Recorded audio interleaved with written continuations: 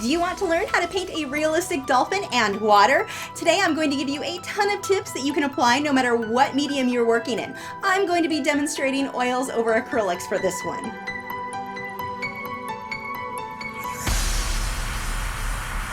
My first tip for you, if you are trying to paint a lot of little detail, you're trying to get things to blend very smoothly, if you are working in oils over acrylics, make sure that you're using the right type of canvas. For this style, with this kind of detail, you're really going to want to go with something that's very smooth. If you're using a canvas that has a lot of tooth, getting these techniques to work is extremely difficult and it can cause headaches or heavy drinking in some users. For me, I decided to go with a Frederick's Pro Series Belgian linen. This one is so smooth. The paint just glides over it. So nice. It makes it really easy for me to get the teeny tiny details. And just for transparency, I am sponsored by Frederick's, but they were already the only canvas I used, so it really didn't make any difference for me other than that they support my art supply addiction. I've seriously got a canvas hoard going on in the studio. I panic when I think I might run out of something, so I stock up on extra. A lot of extra. Like seriously, if the zombie apocalypse hit, I've got enough art supplies to last me the rest of my life easily. Maybe we could build an anti-zombie art community. We need to look into this. If you are supporters over on Patreon, I have the 2-hour version of this tutorial along with a lot of real-time clips available for you to watch now so you can see my brushstrokes a little bit easier and that sort of thing. If you are unfamiliar with Patreon, each week you get a new 1 to 2 hour long tutorial along with access to over 150 of my past 1 to 2 hour long tutorials. That's a lot of lessons for $4 a month. If you want to check out what tutorials I have over there, I have a link to that in the video description as well, so you can just see what I have available if that's something that interests you. Now let's move on to this demonstration. This section was a part of the live stream, so you can go check this out in real time if you're interested in that. But basically what I've done, I painted an acrylic base of this soft green color and then used a white charcoal pencil to draw out my dolphin and all the ripples in the water. Once that was done and ready to go, I went ahead and started blocking in with acrylics my base layer here. And I'm not having to worry about having everything blended very well. It is completely okay for me to have brush strokes showing, even on areas that I'm going to want smooth later on, because when I go on top of this with oil, it's so much easier to blend oil smoothly than it is acrylics because of the dry time. So here, what I'm doing is taking advantage of that fast dry time with acrylics and just being a bit more sloppy than I normally would if I was going to finish this in acrylics. And take the bonus here is that acrylics dry so quickly that I can get this acrylic underpainting done really quickly. Again, not worrying about my brush strokes, because once I go on top of this with oils, that is I'm going to take my time there to make sure everything's blended exactly how I want.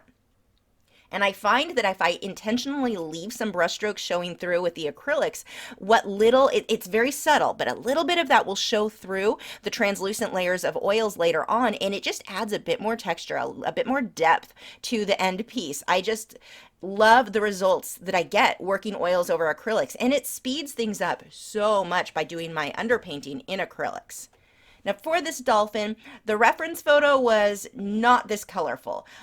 None of it was at all. So I actually took the reference photo into Lightroom and did a bit of adjusting there to pull out some of the teal colors, to pull out a lot of purples in the dolphin. I really adjusted a lot of the colors there to make him more colorful. Now you don't have to do that in Lightroom first, but doing it that way or in Photoshop or whatever editor you want to use, it does make it a little bit easier, or I feel braver, I should say, in trying colors that might seem a little bit too scary. I mean, these colors really weren't in that reference photo. So I like making the adjustments in a photo editor first and then applying that to my painting.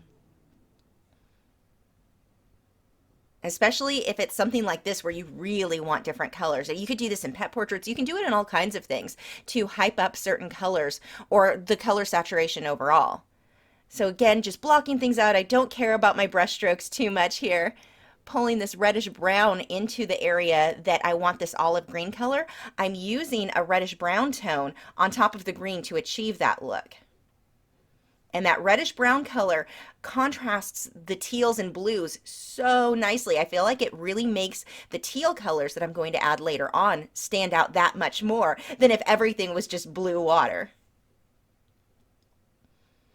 And look what a mess this is. I mean, this doesn't look good. If you compare this with my finished painting, that is a pretty big difference. But you don't have to worry about this at this stage. I'm just blocking in my general lights and darks. Here's another tip. When you're painting water, you don't need every single brushstroke to be exact. That will get very, very overwhelming. It's the same when you're painting hair. You want to get a feel, the general movement of where that water is going, which direction it's going, when it shifts direction, how big or how small each of those brush strokes should be. But you don't need to sit there and count, okay, 15 lines going this way, then 14 going the opposite direction. It's not important at all for you to have everything exact. What I want to capture are my values. That's a big, big deal too. Get my lights light enough, my darks dark enough. If I can get that right, get the direction of the water going in the right way, those things are what's going to make the water look realistic. Having every line exact, it's just not important in making realistic looking water. If you enjoy working that way, go for it. For me, I don't. I want to get the water done as quickly as possible while still having it look realistic. I still want to get the same feel across, but I really don't want to spend 2 months working on one little area. And again, there's nothing wrong with that. If that's how you enjoy working, go for it. There's nothing wrong with that. But if you're like me and you want to get things done a bit more quickly, you have deadlines. I mean, I've got to get videos out. I can't spend 2 months on one piece, but this is a way you can go. Don't worry about every little line. What I'm focusing on, look at the direction of the water. Look where it's moving. Look at how light my lights are, how dark my darks are. That is going to make it more realistic. And here's the other thing. A lot of people get caught up on making the right color. It has to be the exact perfect color. It doesn't. The color is not nearly as big of a deal as your values will be. How light your lights are, how dark your dark. How many times can I say that in a video? But it's really important. Get your darks dark enough, your lights light enough, and you can paint that water any color you want. You can have purple and pink water. It just shifts what time of day, the way the sunset would be. You can paint the water in any color you want that you like. So you don't have to really worry and stress yourself out that it has to be the perfect color. It's not that big of a deal. Now, as I go through here, I also don't need the color to be exactly what I want my end result to be when I'm working on the acrylic underpainting. My values are more important because once I go on top with the oils, that's where I'm going to spend a bit more time doing color correction. And when I say color correction, I don't mean making it exact to my reference photo. What I mean is making it what I want it to be, what I think will look pretty. I think it's as important as an artist when you're using your reference photo. There's certain things that you want to be exact or close to exact. If you're drawing a portrait, the eyes need to be in the exact right place or close, really, really close to it, for example. But when you're painting other things, don't feel like you have to stay with the reference photo absolutely exactly. Your work is going to be more unique and I think be more interesting for people to look at. If you stray away from that a bit, that reference photo is a guideline for me to get a feel for the water, make sure I understand the anatomy of the dolphin. But when it comes to the colors, you've got some liberty there. You can really go with whatever colors you want it to be, what works for you. So the underpainting was done. We're going to go ahead and start in oils. Now this was also done in the live stream, so you can watch this in real time too. So this is going to go a bit faster than the rest. But what I'm doing, I'm taking this green color.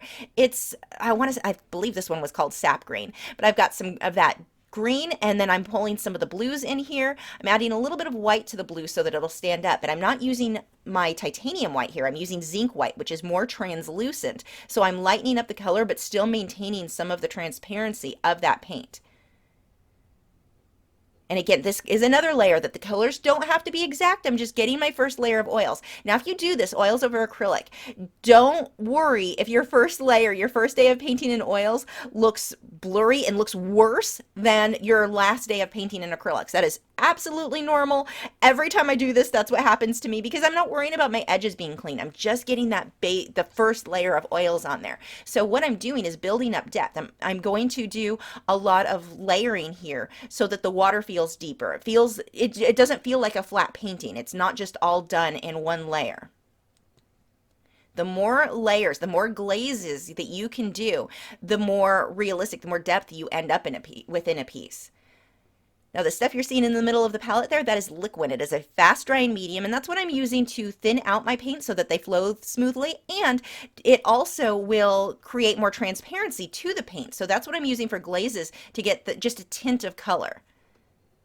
It's also a fast drying medium, so whatever I paint today will be dry and ready to go onto the next layer the next day.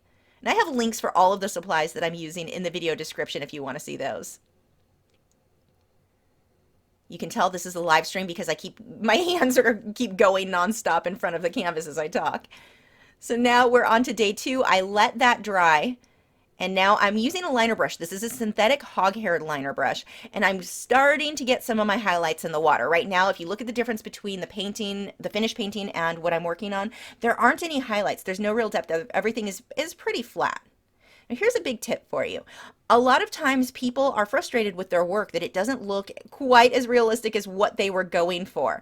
It's just not as good as what they wanted. More often than not, that's because they're calling it finished too soon. They didn't finish the painting. They will get to this point and call it done.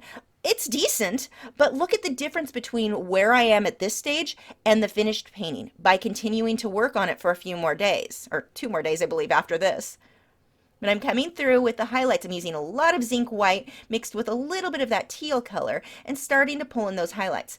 Here's another big tip for you. Don't go overboard with white. It's easy to look at something and say, okay, it's white, like the tip of the dolphin's nose. You might look at that and say it's white. All of the highlights in the water, white.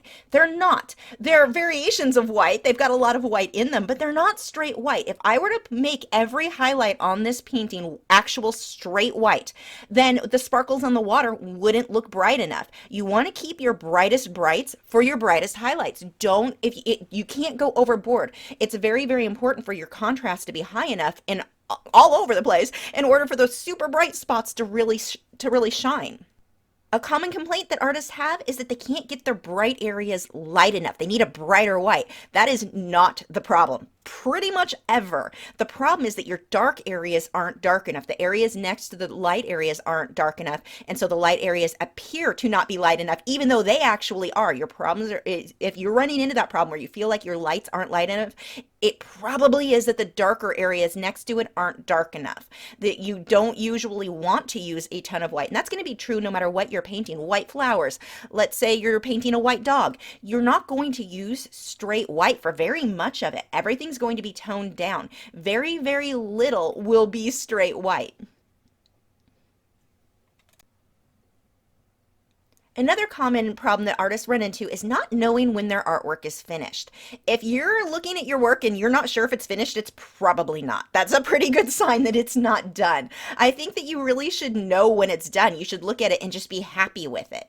So be aware of that if you're running into that problem, if you're even questioning if it's done yet or not. Probably not. You probably maybe want to put it aside for a day or two and keep looking at it and seeing if there's anything that you may want to adjust on it. For me, my general rule is if I look at it and there's something that bothers me about it at all, it's not done. If I hang this on my wall right now, is it going to bother me? Am I going to pick it apart? If there are things I'm going to pick apart, then it is not finished. Now, as I start working on the dolphin, I'm just blocking in the colors. You can see I can basically slap that color on there all over the place. It's blocked in pretty heavily. And then I go on top of it with another brush, a dry brush, and I can smudge that color around to get really nice smooth blending or smooth transition from one color to the next. Now, here's the thing. Don't overdo the blending. Oils, they blend so nicely because the paint stays wet for so long, and it is really easy to want to make a couple of brush strokes for blending, think, wow, that looks great, so more must look better, and keep blending, and you end up creating mud. That's the problem that most artists have when they struggle with oils, is that they overdo the blending. If you can get yourself just make a couple brush strokes with the blending and stop, don't overdo it. And here's another thing. If you start getting to a point where you know you're creating mud, your colors, you added blue next to gray and you blended and now you just have a medium bluish gray. You don't have blue and gray. That means you need to stop, let the paint dry, and come back and work on it the next day. You need to let the paint dry in between layers when you're doing a lot of glazing like this. Otherwise, you'll just end up blending one color into the next because it does stay wet for so long. So that would be my next tip. If you're creating mud, stop, let it dry, and come back the next day. And just don't overblend in the first place. A couple of brush strokes is usually all you need for blending one area out. You also don't want to blend everything. I think that it's easy to get to a point where you think, I know I was when I first started painting. This was a big thing for me. I learned how to blend well, and I wanted to overblend everything. I felt that every single brush stroke had to be blended out. It doesn't. Sometimes you want that harsher brush stroke to show. So don't feel like every little thing you do should be blended. It's tempting to do, especially when you first get the hang of blending. You think you want to do it to everything. That'll make it better. It won't. When you're painting, you want variation in your brushstrokes, variation in your blending, variation all over the place. If everything looks the same, it ends up looking very cartoony. And I'm just layering more colors over this, and I will go back and forth as many times as I need to. Now, if you end up having a layer where you think, oh my gosh, I ruined it, it looks terrible, this is the end of the world, I'm going to throw the painting out, don't do that. A bad layer just means you're not finished. It does not mean that you've ruined anything.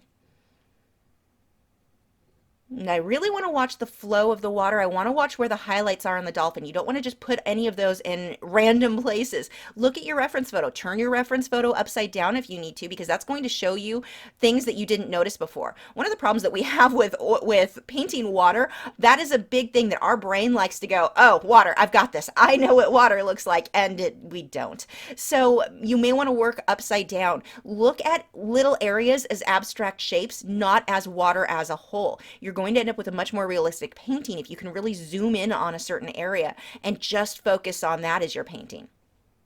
So as I go through this, you can see, like here, I'm just focusing on this area. I'll let that dry and then focus on another area. But I'm not doing all the water all at once. And you really do look at it as abstract shapes. I've got a triangle here that fades out. I've got this here that fades out. That's the sort of thing that you want to watch. Now this, I believe, is during the live stream again. So I'll have another card pop up where you can check that out if you want to watch it in real time. I'm just starting to do little highlights here and there. I'm really paying attention to these final details at this point. Starting to bring things together. So now we are on the last day. Now look at the bright white here. Look how that stands out. It looked like I already had white there, but I didn't. It was toned down. Now that I add straight titanium white, look how, I mean, it just makes the water sparkle. It really looks like it's sparkling. And I do not have nearly as many dots, nearly as many little lines as what was in that reference photo. I don't need it. I just need to get that same feel, that same sort of texture. And the color that I just mixed there, if you look at that, I mixed in some yellow, a little bit of purple. I toned it down. Actually, I think that's unbleached titanium white, quite a bit of that in there. I'm not using straight white, even though when you look at it, you go, okay, yeah, it's white. It's not. And if you're having a hard time determining what color something is, if it's really white or if it's an off-white or a tan or whatever, a really good thing that you can do is use Photoshop to color match. And I'll have a card pop up so you can see a video showing you exactly how you can do that. There's a little eyedropper tool, and it makes it so easy to determine what a certain color is if that's something that you struggle with. Because the color that one color is next to can make the other color look completely different. Something may look purple when in reality it was brown. So using those, the color matching tools, can really make it a lot easier for you. Little sparkles here. There's a transition on this dolphin where part of this is underwater, but you can't really see the water line versus the dolphin line. It's so translucent there. So I've got a lot of this shiny, the reflection of the water on his skin here. Remember, as you're painting, there's nothing that you're going to do to the painting that you really can't fix besides putting a hole through it. Don't be afraid of trying things. Don't be afraid of mistakes. That's a really important thing to learn. Mistakes are how you learn. Mistakes are how you learn how to do new things that end up being amazing. But you don't learn those amazing techniques if you don't make some mistakes along the way. Don't be afraid of messing things up. Just go for it. But try to remember, don't overblend. When you're working with oils, again, don't overblend. Pay attention to your reference photo. When you are painting water, or in this case, the dolphin, whatever you're painting, don't let your brain try to take over and tell you it knows what it's doing, because it just doesn't. Look at that reference photo, and painting with your reference photo upside down right next to your painting upside down, you're going to notice so many things that your eyes, your brain wasn't really perceiving correctly. I also like to take photos of my work as I'm going, usually because I'm going to post them on Instagram. But when you take that photo and you look at the photo of the painting in a small form on the screen, you will notice a lot. So it may be something like you realize there was a highlight that was just too bright and your attention was being drawn to the wrong area. Things like that. You may want to hype up your contrast. All of those things, when you look at it on a small screen on that phone, it's better, I think, than backing away from it, because I don't know about you, but my studio space is not big enough for me to back far enough away to really see the same things that I'm going to see on a small screen on a phone. So that can really, really help you to notice things that you didn't otherwise notice. You can also take a photo of your work, put it in Photoshop right next to your reference photo. When you look at them side by side on a smaller screen, things will pop out at you that you just didn't notice before. On something like this, it's not as big of a deal to me, but when I'm working on portraits, it's something that I always do, because you really want to make sure you capture all the little things about the person's expression, every little thing that when you look at a reference photo next to the artwork itself, you don't necessarily notice like you would if you put the painting right next to the reference photo on the computer screen. And all I'm doing is just glazing back and forth. Sometimes I do a glaze and I realize, oh, that's too blue or too light, too dark. It doesn't matter. I'll just do another glaze over it.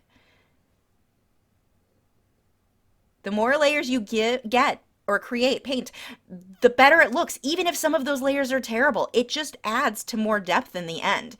So there is my finished painting. I do have prints available for you over in my print shop. If you are interested in seeing that, that's on my website. But whenever you're painting, just try to pay attention to the general movement of the water. Don't necessarily look at every single little brush stroke. I think that you can get overwhelmed if you do that, or every little ripple in the water. Get the major ripples, the main direction that it's going in, and then you can add more little ones if you want to on top of that. But I think if you get overwhelmed by trying to create every tiny little brush stroke exactly the same, it can just be too much. Focus on the main movement of the water, the main curves, the big sections, and then add little ones in between, and that should really help you to make your water look more realistic.